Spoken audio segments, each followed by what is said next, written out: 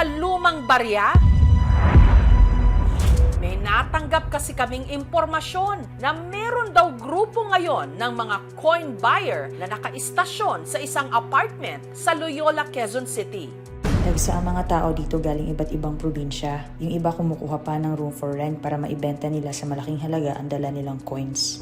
At handa raw ang mga ito na bumili ng 1971, 1972 at 1974 1 peso coin sa halagang 25,000 pesos kada piraso. Yun, sabi mo mamaya para magtrabaho. Kailangan yung halikan.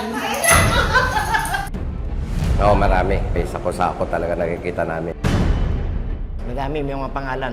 Ang mga baryang gusto daw bilhin ng mga buyer, mga 1972 at 1974 1 peso coin.